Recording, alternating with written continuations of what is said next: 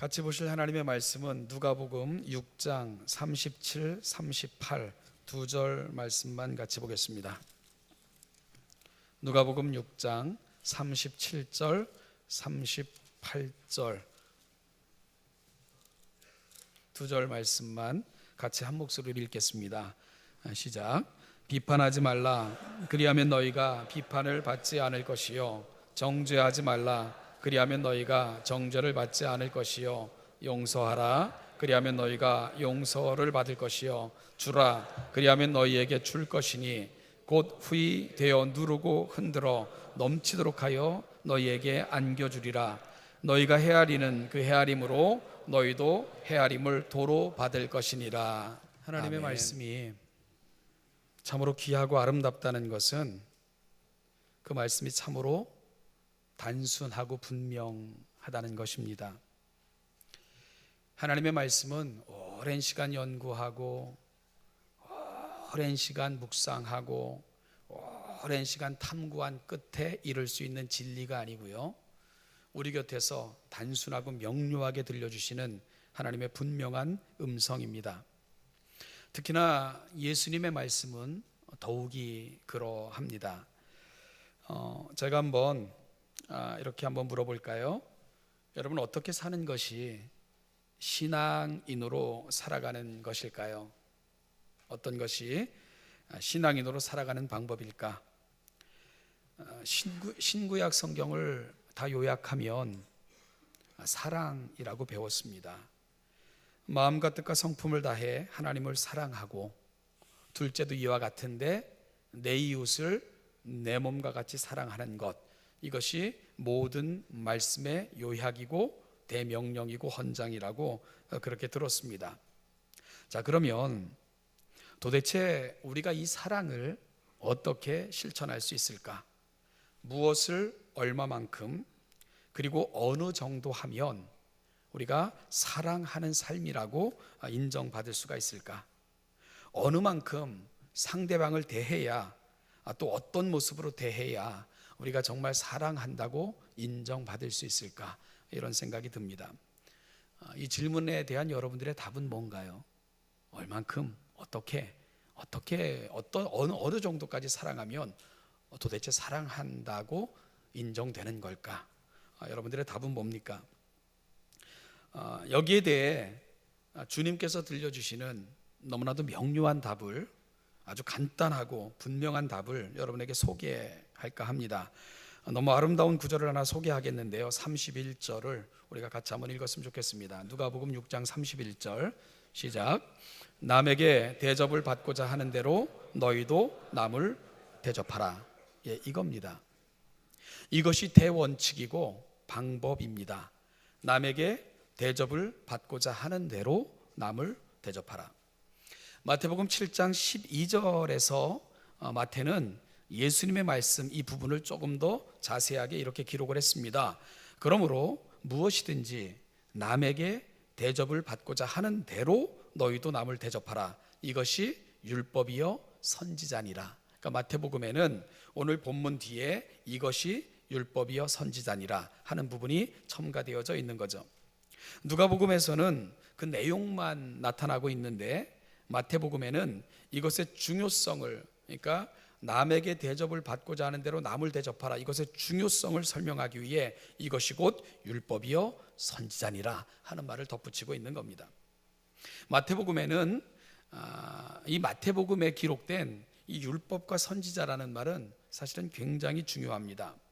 마태복음 5장 17절에서 예수님은 산 위에서 하신 일련의 설교라, 그래서 산상수훈이라고 5장, 6장, 7장을 읽었는데요, 5장 17절에서 그 대천국의 헌장을 말씀하시면서 이렇게 전제를 하셨습니다. 내가 율법이나 선지자를 폐하러 온 줄로 생각하지 말라. 폐하러 온 것이 아니요, 어떻게 하시러 오셨다고요? 완전하게 하기 위해서 왔다, 이렇게 말씀을 하셨습니다. 5장 17절에 율법과 선지자라는 말이 나옵니다.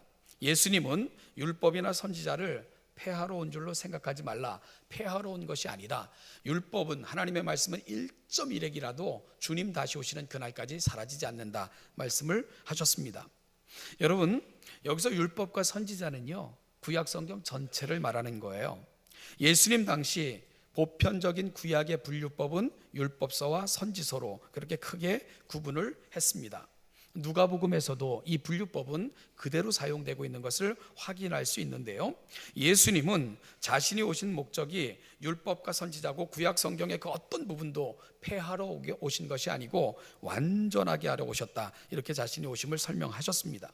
그리고 산상수훈의 모든 교훈을 마무리하는 지점인 7장 12절, 마태복음 7장 12절에 가면 주님은 이렇게 말씀하셨습니다. 그러므로 무엇이든지 남에게 대접을 받고자 하는 대로 너희도 남을 대접하라. 이것이 율법이요 선지자니라.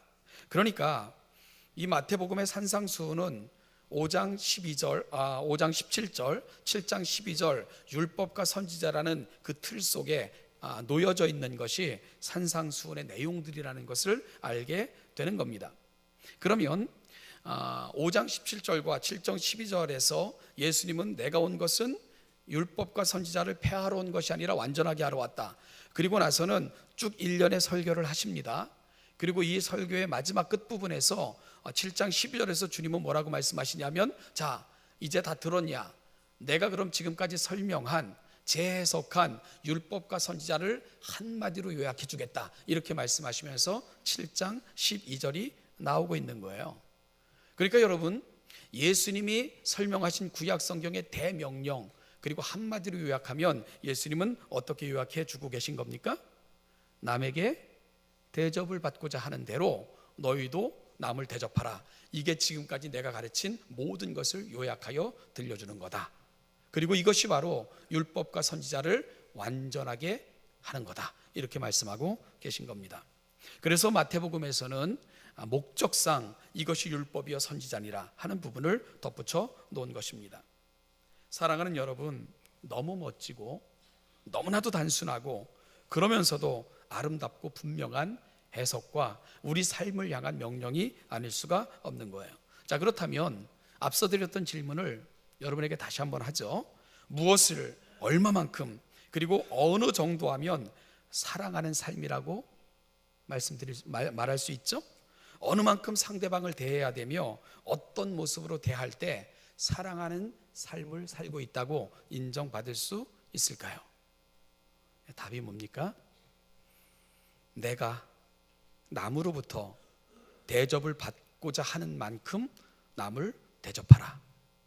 여러분, 그게 사랑하는 삶 태도의 본질이라 예수님은 그렇게 말씀하고 계신 겁니다. 제가 우리 아이들과 대화할 때 가장 많이 인용하는 부분도 이 부분이기도 합니다. 존경받는 사람들이 되고 싶으시죠? 그러면 남을 존경하는 사람이 되시면 되는 거예요. 남에게 인정받고 싶은 그 열망이 우리 안에 있죠. 기본적인 욕구입니다. 그러면 내가 누군가로부터 인정받고 대접받고 싶은 대로 남을 인정하고 존중하고 대접하면 되는 겁니다. 여러분, 늘 삶의 자리에서 거짓이 아닌 진실된 모습으로 누군가가 대해주길 바라시죠? 그리고 진실되게 취급되기를 원하시죠? 그러면 그만큼 누군가에게 진실하시면 되는 겁니다. 사랑받고 싶으신가요? 그러면 여러분이 얼마만큼 사랑받고 싶으신지 그만큼 여러분이 남을 사랑하면 되는 겁니다. 내가 누군가로부터 받고 싶은 그만큼 그렇게 누구를 대하라. 이것이 율법이요 선지자라. 예수님은 그렇게 말씀하고 계신 겁니다. 여러분, 이것만큼 분명한 기준, 정확한 말씀이 세상에 어디 있겠습니까? 읽은 글을 하나 소개하겠습니다. 신설동에 있는 설렁탕집 이야기가 이렇게 실려 있길래 그 글을 읽었는데요, 신앙이 좋은 집사님이 설렁탕집을 권리금까지 다 주고 그리고 주방장까지 전부 그대로 인수받는 조건으로 설렁탕집을 인수했습니다. 내일이면 이제 그 인수받은 설렁탕집을 운영하게 된 좋은 그 집사님이 교회 와서 이렇게 간절히 기도를 했습니다. 하나님, 우리 집에 오시는 손님을 예수님을 대접하듯이 하게 하여 주십시오. 간절히 기도를 했어요. 다음날 새벽 기도를 마치고 그 인수받은 설렁탕 집으로 첫 출근을 했습니다. 인수받은 주방장은 언제나 그랬듯이 하루 종일 팔 설렁탕 국물을 이렇게 큰 가마니에 끓이고 있었고요. 끓여 놓았는데요. 그런데 그 끓인 국물에다가, 설렁탕 국물에다가 그 주방장이 뭔가를 타는 거예요. 보니까 프림, 커피 프림 이렇게 타고 있는 거예요. 깜짝 놀래가지고 왜 여기다가 그걸 타냐 그랬더니 그래야 국물이 잘 우려난 것처럼 보이고 먹기 좋은 것 같이 보이기도 하고 구수한 맛도 나서 늘 프림을 집어넣습니다, 이렇게 얘기를 한다는 거예요. 늘 그래왔다는 거예요. 이것을 본 집사님이 혼잣말로 중얼거렸어요. 예수님이 이 가게에 오셨다면 어떻게 예수님에게 커피 프림을 탄 설렁탕 국물을 대접할 수 있을까? 이런 생각을 하게 된 거예요. 그리고 그런 생각이 들자 그 주인은 주방장에게 아깝지만 국물을 다 쏟아버리세요 라고 요청을 했습니다. 의아해하는 주방장에게 그렇게 해주세요 라고는 그렇게 말하고는 설렁탕 국물을 다 쏟아버리고는 문 앞에 이렇게 써붙였습니다. 금일 휴업. 식사 때가 되어 설렁탕을 먹으러 온 손님들이 의아해하면서 아니 오늘부터 새롭게 개업한다고 해서 기대를 갖고 왔는데 왜 금일 휴업이라는 편말이 붙어 있는 겁니까? 라고 따지듯 물었습니다. 그러자 사장은 새로 인수받은 그 집사님은 솔직하게 얘기를 했습니다. 우리는 이런 국물로 손님들을 대접할 수 없기 때문에 이 국물로 여러분들에게 설렁탕을 팔 수가 없습니다. 그래서 우리는 오늘은 장사를 못하고 다시 제대로 된 국물로 대접을 하겠습니다, 이렇게 이야기를 했어요. 그러자 그 소문이 주변에 파다하게 퍼지기 시작한 겁니다. 저 설렁탕 집은 진짜 고기 국물만 사용한대, 이렇게 말입니다. 그래서 지금 그 설렁탕 집은 사람들이 바글바글 끓어 그 지역에서는 최고로 잘 되는 그런 설렁탕 집이 되었다는 그런 이야기를 읽은 적이 있어요. 그 설렁탕 집이 궁금하시죠? 어딘지 모릅니다. 이 글을 읽으면서 이런 생각을 했어요.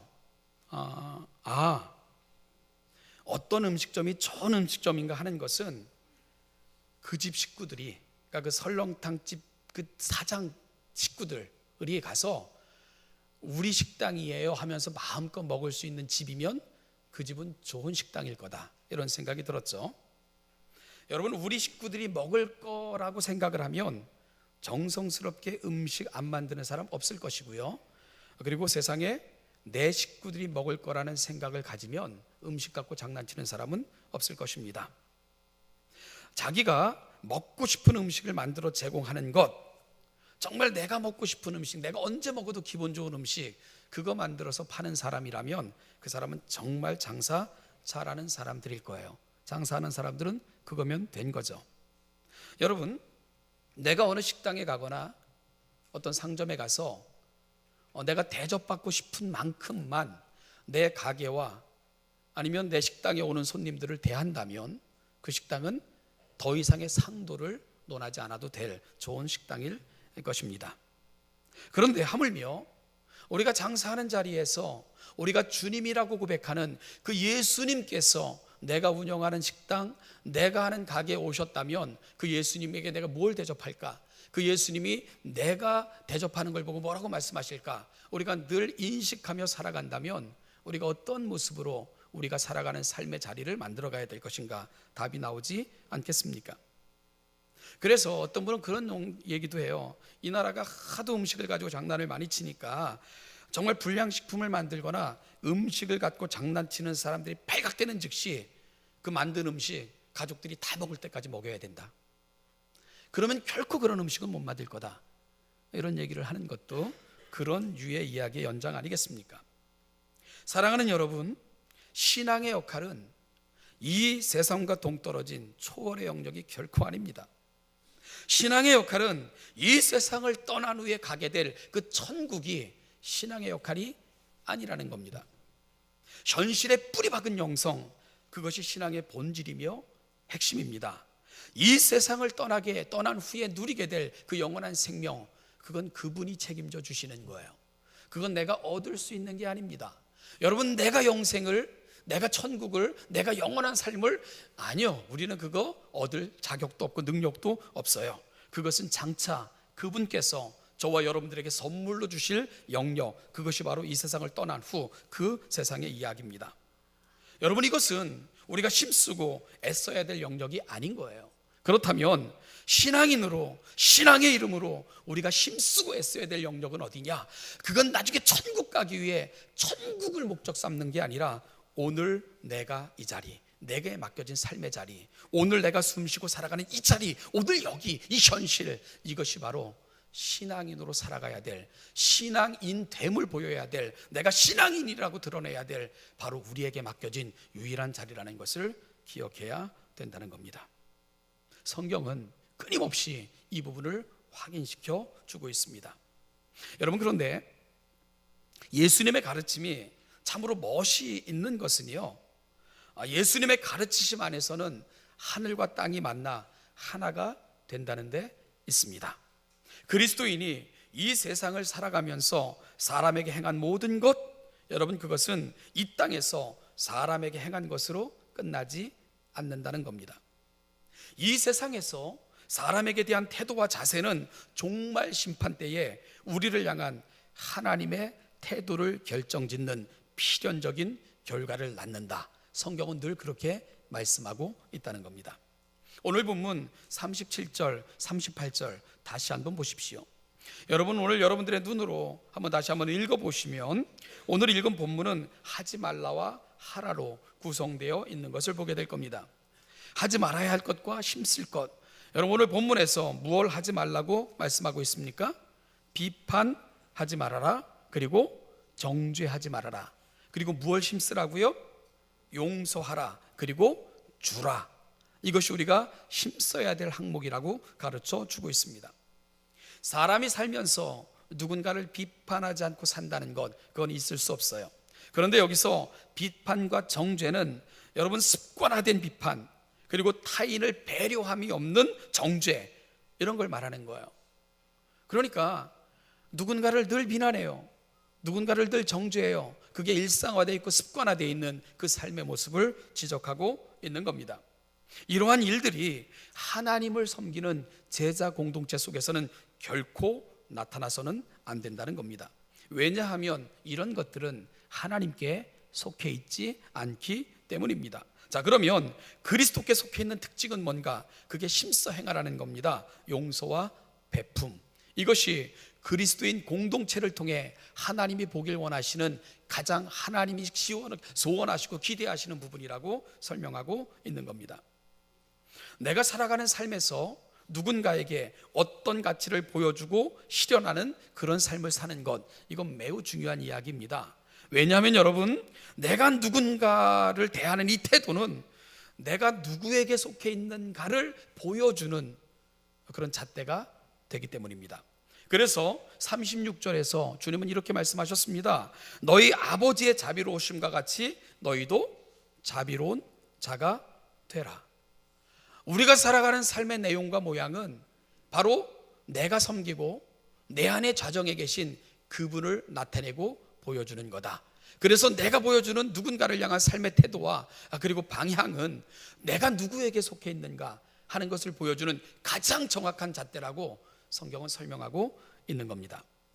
누군가를 향해 하나님께서 내게 보여주신 그 자비로움과 같이 그 자비의 가치를 용서와 베품으로 보여주고 산다면 그 사람은 하나님께 속해 있는 것입니다.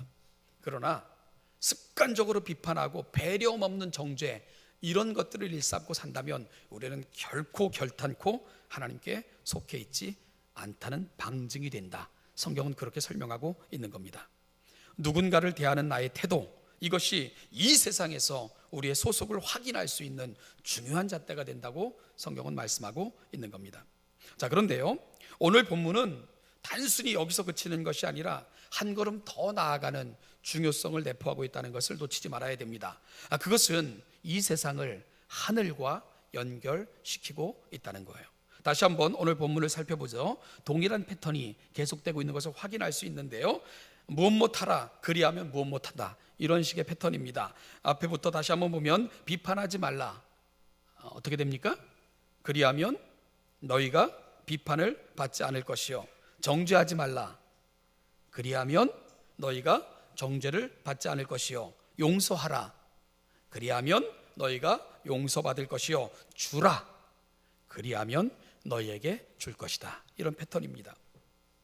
여러분, 여기서 주의해야 하는 것은 내가 누군가를 비판하지 않으면 최소한 그 사람으로부터 비판받을 어떤 그런 기회는 줄어들게 될 거예요. 내가 누군가를 정죄하지 않는다면 누군가도 나를 정죄하는 일을 덜 하게 되겠지요. 우리가 누군가에게 주면 그 사람도 내게 신세를 입었으니까 갚으려고 하는 마음이 있겠지요. 내가 누군가를 용서하면 그 사람도 나를 용서할 수 있는 기회가 많이 주어지겠지요. 그런데요, 오늘 본문은 단순히 너와 나의 관계를 넘어서고 있다는 걸 놓치지 말아야 된다, 그런 말씀입니다. 더 큰 의미가 있다는 거예요. 제가 지난 수요일에 말씀을 강론하면서 헬라어의 문법 중에 독특한 문법이 하나 있다는 걸 말씀드린 적이 있어요. 신적 수동태라는 문법입니다. 유대인들은 하나님은 거룩하고 존귀하게 여겼기에 그 이름을 함부로 부르지도 기록하지도 않았습니다. 그래서 성경의 많은 부분은 마땅히 들어가야 될 하나님의 이름이 생략되어 그렇게 표현되는 경우가 굉장히 많습니다. 그렇게 만들어진 문법을 신적 수동태라 이렇게 헬라어에서는 부릅니다. 즉 하나님을 생략하고 기록했지만 실질적인 이면 속에 이 모든 일을 이루어 가시는 분은 하나님이시다. 그래서 그 하나님이 생략된 채 기록된 문장은 대부분 수동태로 되어져 있습니다. 왜냐하면 하나님께서 우리 가운데 행하시는 일을 하나님의 이름을 빼고 기록했기 때문입니다. 여러분, 오늘 본문도 그렇게 기록이 되어 있는 거예요. 오늘 본문에서 이 대부분 다 수동태로 되어 있는데요. 그러면 오늘 본문에서 생략된 한 단어가 있다는 것을 우리가 인식해야 됩니다. 여러분, 그 단어가 뭘까요? 하나님이라는 단어입니다. 그러니까 생략된 단어를 넣어서 다시 한번 해석해 보면 이렇게 해석이 되는 거예요. 비판하지 말라. 그리하면 하나님으로부터 너희가 비판을 받지 않을 것이고, 정죄하지 말라. 그리하면 하나님으로부터 너희가 정죄를 받지 않을 것이요 용서하라. 그리하면 하나님으로부터 너희가 용서를 받을 것이요 주라. 그리하면 하나님이 헤아리시는 그 헤아림으로 후히 되어 누르고 흔들어 넘치도록 너희가 받게 될 것이다. 그렇게 해석하는 것이 맞다는 거죠. 여러분, 오늘 말씀 속에서 하늘과 땅이 이 말씀 안에서 하나가 되고 있는 겁니다. 곧 이 땅에서 내가 사는 것은 단순히 사람을 대하고 사는 것이 아니에요. 누군가를 대하는 것은 곧 하나님을 대하시는 것입니다.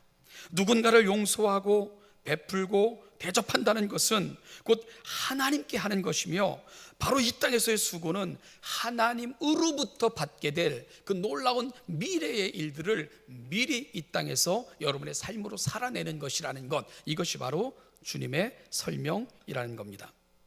여러분, 이 땅에서의 수고는 하나님이 놓치지 않고 기억하십니다. 그리고 갚아주신다는 거예요. 그런데 그 갚아주시는 방법이 여기서 보면 38절에서 놀라운 얘기를 합니다. 주라. 그리하면 너희에게 줄 것이니 곧 하면서 거기서 빠진 그 해석 부분이 있어요.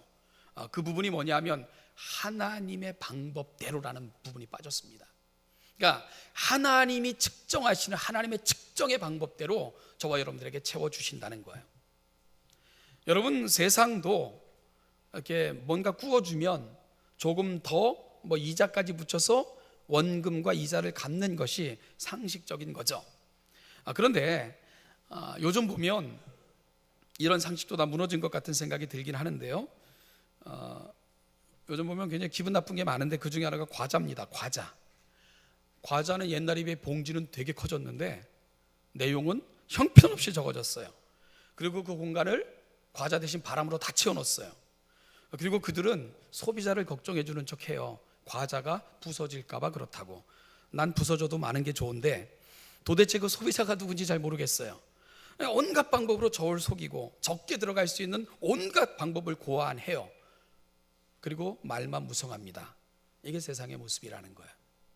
그런데 하나님의 계수 방법은 이 세상의 계수 방법과 본질적으로 다르다는 거예요.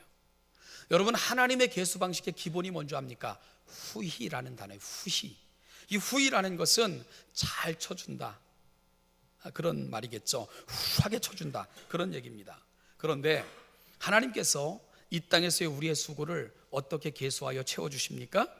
누르고 흔들어 넘치도록 채워주신다.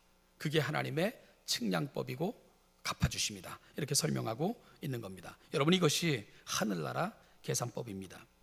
내가 이 세상에서 누군가에게 베푼 작은 선행, 배려, 베품이 하늘 창고를 이렇게 채우고 있다고 예수님은 말씀하신 것이고, 여러분이 장차 이 은혜를 누리게 된다는 겁니다. 결국 오늘 우리가 사는 삶이요, 이건 여러분 하늘과 연결되어져 있는 거예요. 여러분이 서로를 대하는 방식이요, 이건 서로를 대함으로 끝나지 않아요. 하늘과 연결되어져 있다는 겁니다. 내가 누군가를 대하는 방식이요, 그건 서로에게 상처를 주거나 잠시의 은혜로 마무리되지 않는다는 겁니다. 하늘의 하나님, 그분이 우리를 대하실 그날에 하나님이 우리를 측량하시고 우리를 판단하실 그 잣대와 기준이 된다는 겁니다. 오늘 우리는 예수님의 말씀 안에서 하늘과 땅이 만나 함께 가고 있는 것을 보고 있는 거예요. 그러니 오늘 우리가 살아가는 삶이 여러분 중요하지 않습니까? 이것은 여러분이 장차 누릴 영혼과 관계가 있다는 겁니다. 1890년 영국을 통치했던 그 유명한 수상이 글래드스톤이라고 하는데요, 그에게는 막강한 라이벌이 있었는데 디즈레일리라는 사람이 있었답니다. 이 두 사람은 선거 때마다 이 정권을 주고받을 만큼 호각지세를 이루고 있었는데요. 근데 이 두 사람의 정치 스타일과 성향은 너무나도 달랐는데, 영국의 한 기자가 이 두 사람을 만난 후 이런 평가를 내렸습니다.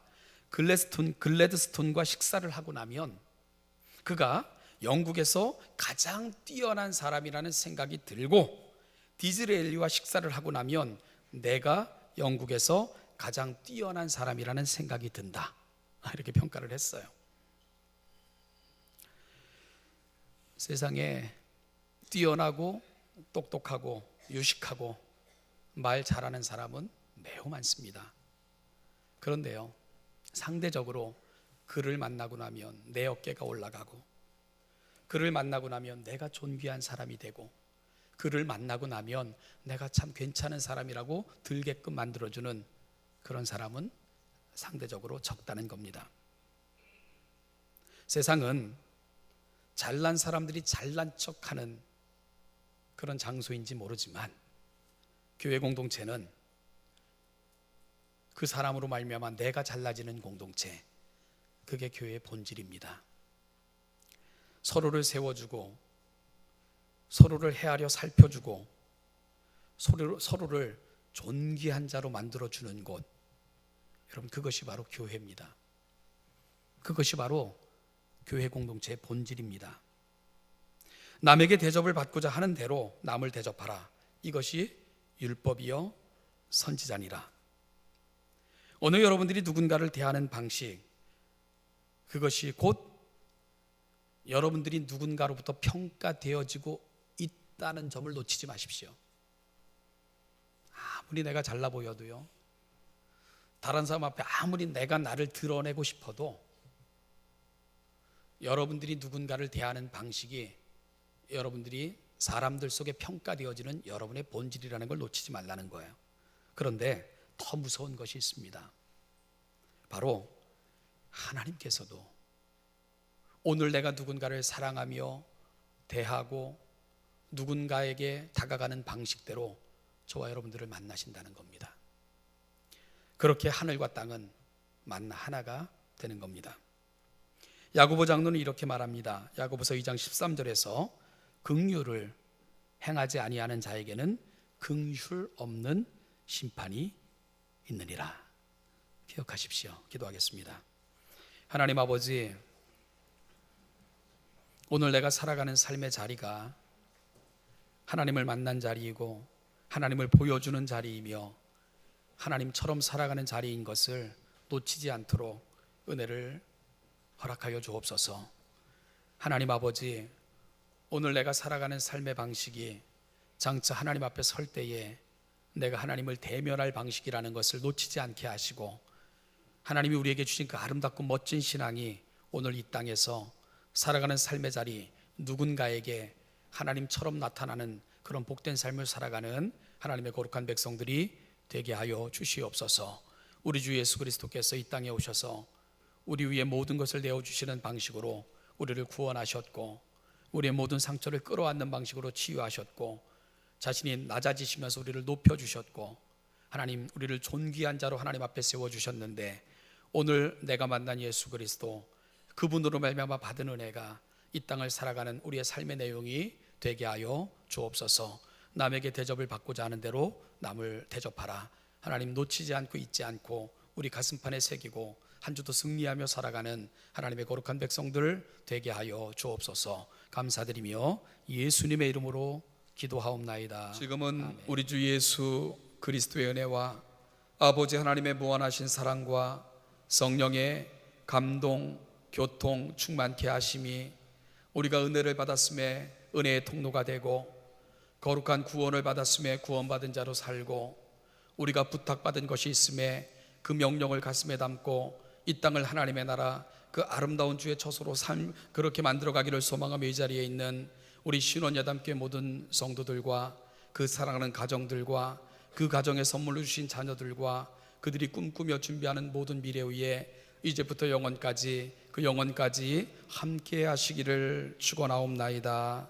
아멘.